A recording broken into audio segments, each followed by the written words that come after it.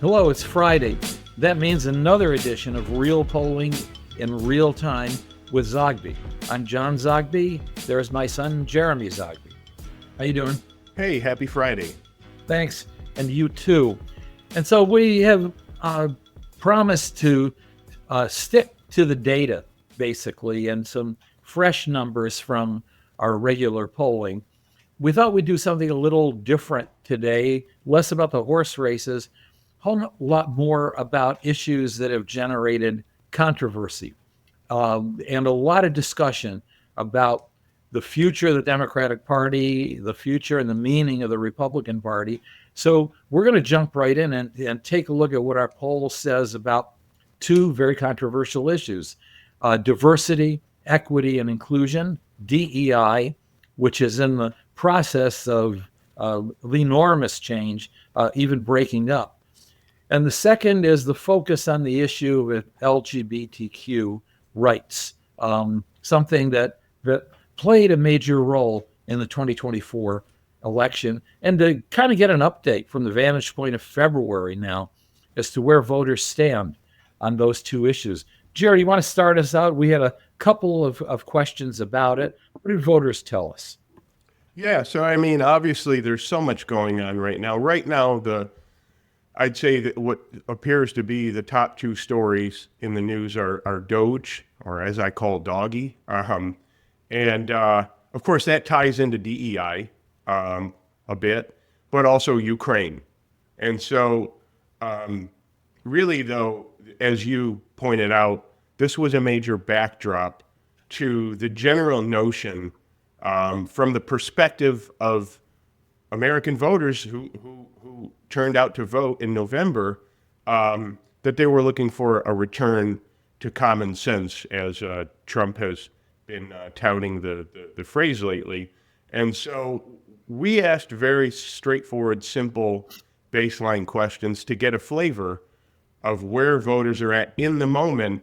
And, Democratic strategists and Democratic operatives and politicians, aspiring politicians, or just voters in general, take note.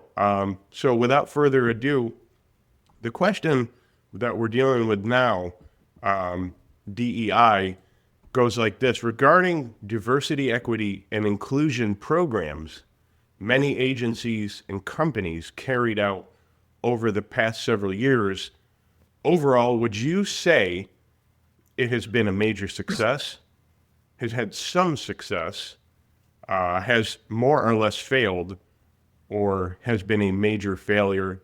That's a 4-point scale. We combine those two on opposing sides. So major success and some success is overall, regarding voters, 47%.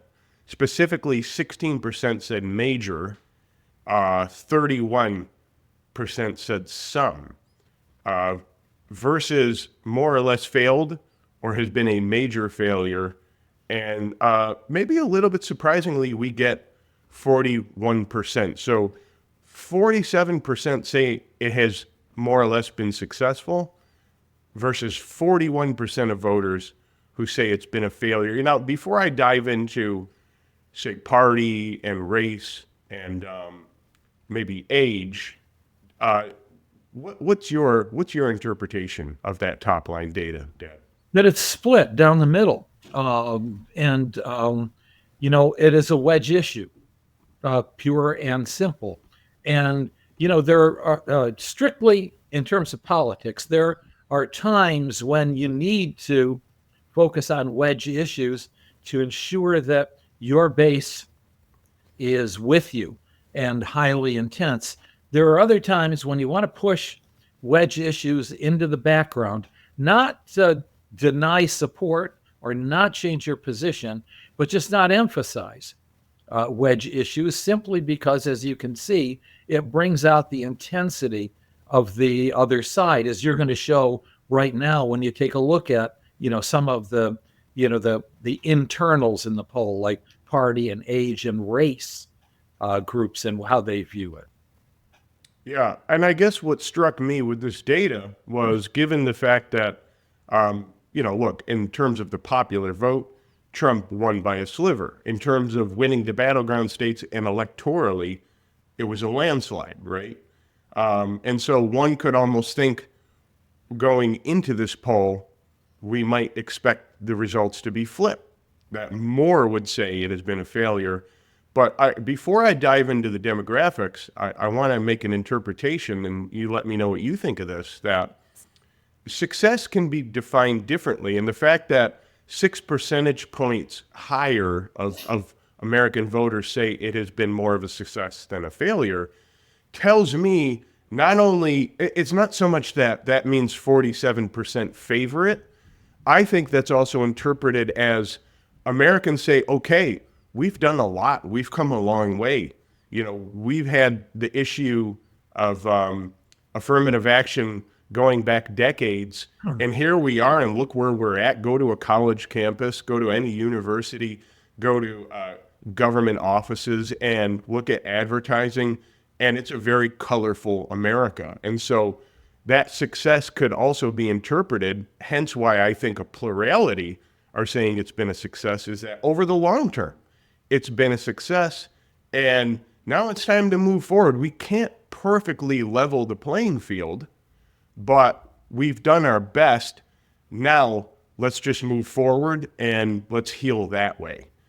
I just want to add to that, if I could, and Sure. I'm in agreement with you.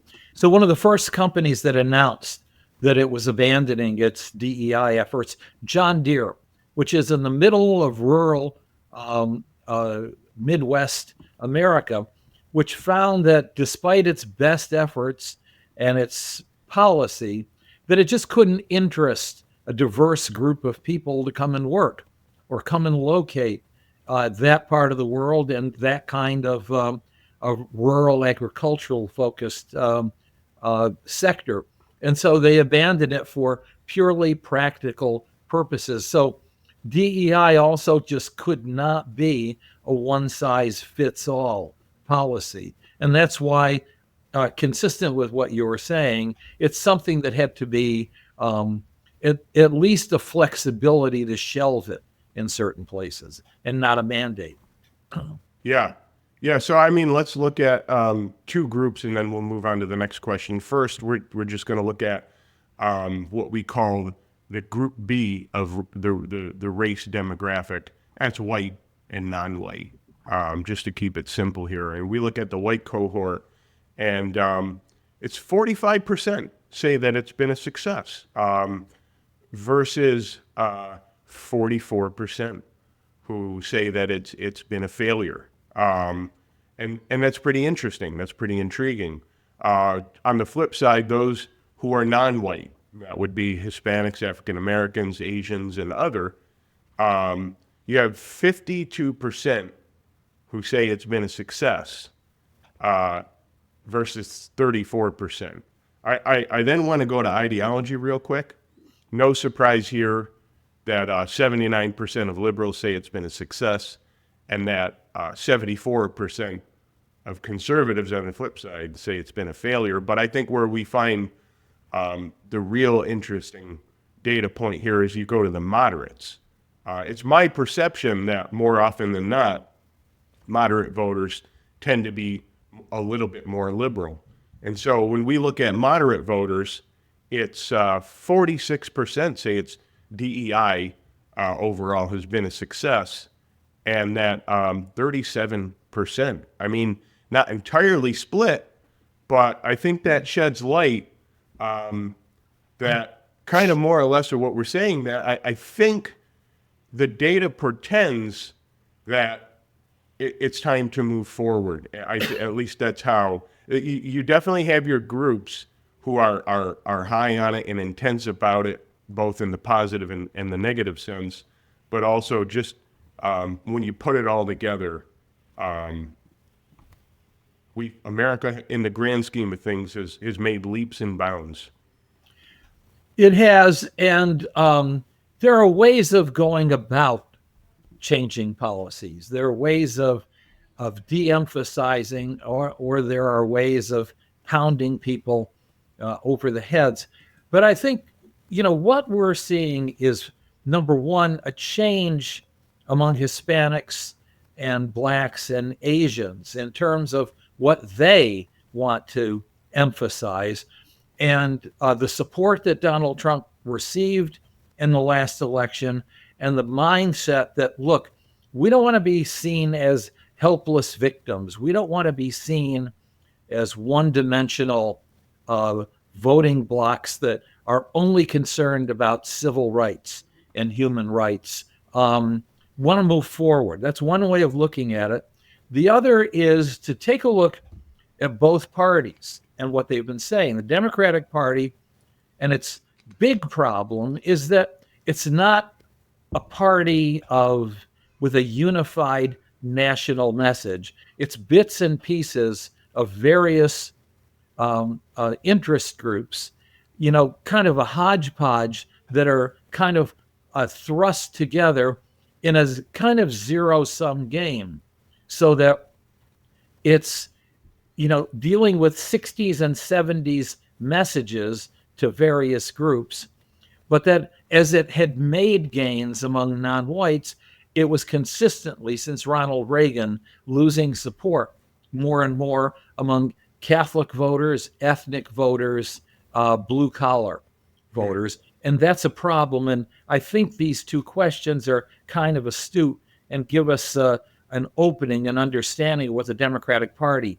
has to do. By the same token, the Republican Party can go only so far with its perception of, well, let's just take the meat cleaver and just eliminate all the. There are some very good people who were working in diversity, equity, and inclusion, and to just wholesale give them pink slips, that and other agencies is the wrong approach as well, I think. Yeah, and I mean to just you said interest groups, that's a hodgepodge of interest groups makes up the modern Democratic Party. Also, I mean, another way of putting it is so many slivers of identities. And of course, liberals and Democrats will say, well, America is a mosaic. Like you walk into a church and you get that beautiful stained glass, that's America. It's all these different colors, and it molds together. And but I think when you're talking about politics and a very heated landscape, it doesn't always work so well. And I think that was on full display a couple weeks ago when the party leadership were voting on who their executive chairman were going to be. And there were so many rules about, varying genders and what words to use, don't just use male and female, that we saw the footage and the party members themselves got confused. And for those who observed that, they said it was a giant mess. And that was just more or less a microcosm of what we're talking about and how that can go too far. But, moving on to this other question, I wanted to know this because, this is really rattling the country, and it has been for a while, at the forefront of the culture wars, is not so much the LGBT part. I think it's more the T part of the equation that has got the spotlight. And, there are the stories about the, I don't know whether the drag queen story hour at the children's libraries, whatever. I wanted to ask the question regarding the LGBTQ plus community and having their cause represented. Would you say overall the movement, and here are the choices, has gone too far and needs to tone down versus is still not fairly represented and needs to make more headway or not sure? And here's where the numbers are really, I think, clearer. 49% of voters say that it's gone too far and needs to tone down. And 36% say that it's still not fairly represented and needs to make more headway in terms of representing its cause. Of course, 15% are undecided.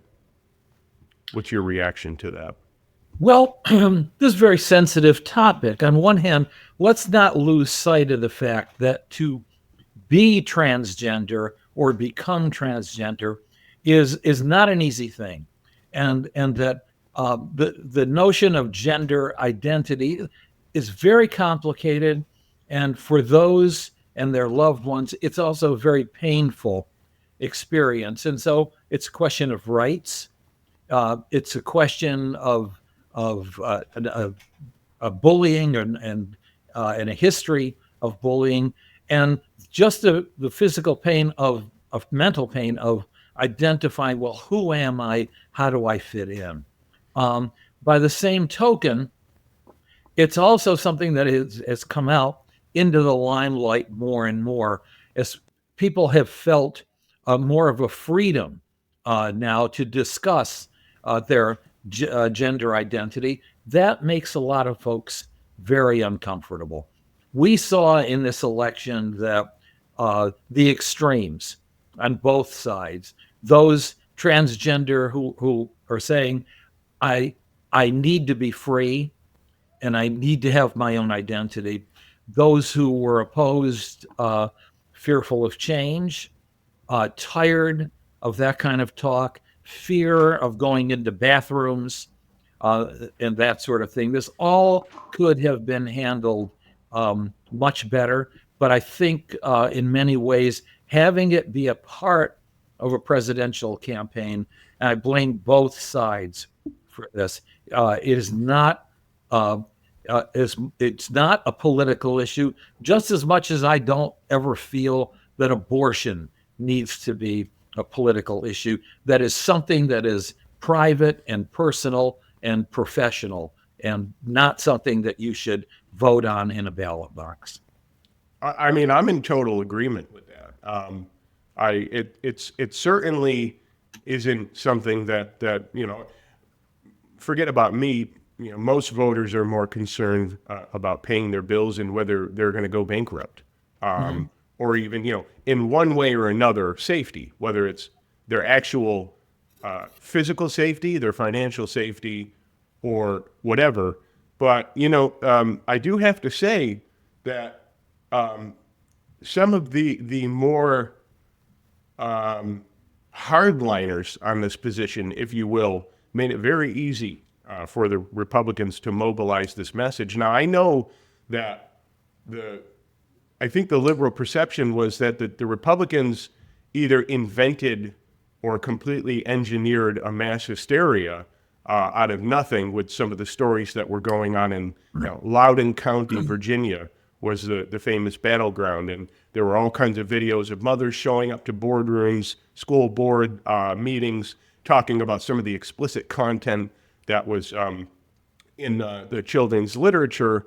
But I mean, I actually experienced this personally, and I think this sheds light on number one, how it was very easy for Republicans to drive this message, and how voters in general ultimately went that way. And the story, I'll keep it very simple, is we bring our children to the public library, and there was the public library often puts out books at children's eye level. Little 3 and 4-year-olds come in, and as soon as they walk in, the first books that they see, one of them was about a gay pride parade, which is not problematic in itself.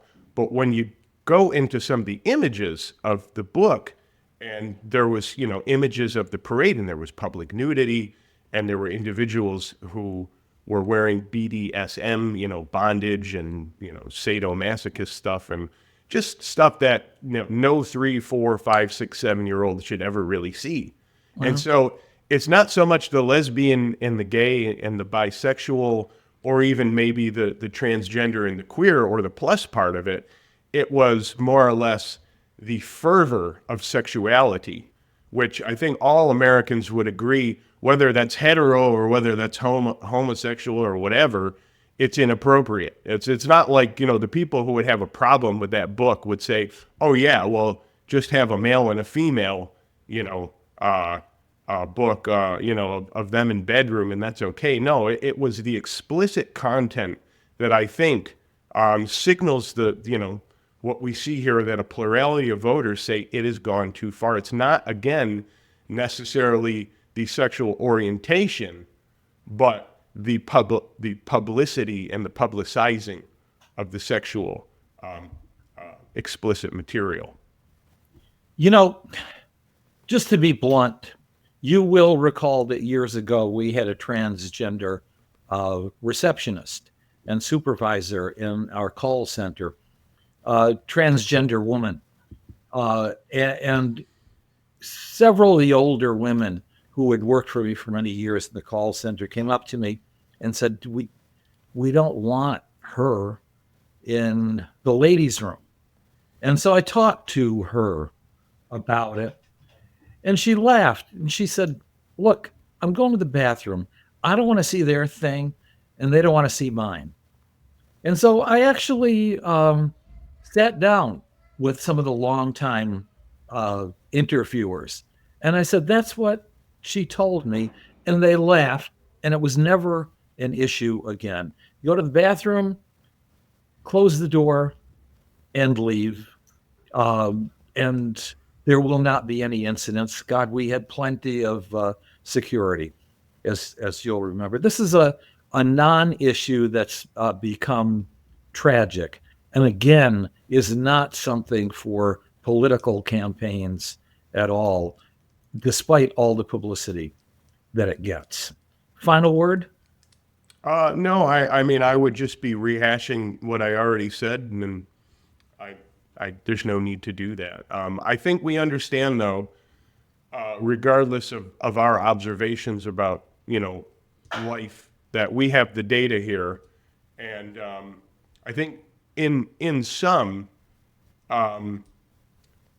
these two issues that became a major part of the Democratic platform, a majority or let's say a plurality or a large enough section or cohort of voters in general just don't see any need for them to be at the forefront. And I do have to say that I think you would agree with me, it is a large part of the reason how the Democrats and their poor performance on election day in general, in the general election in November, and that what they're going to be doing going forward to go back to the drawing board and to become the fierce, lean machine that they used to be. I would just invite and encourage the Democratic Party to go back to its roots and do some of that soul searching. Of course, some would say that this is the extension of that, but the results in the election say otherwise. And this is how we do and how we interpret polling.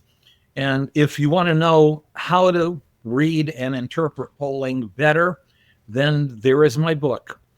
Here it is on the screen, about how to read polls and why we should.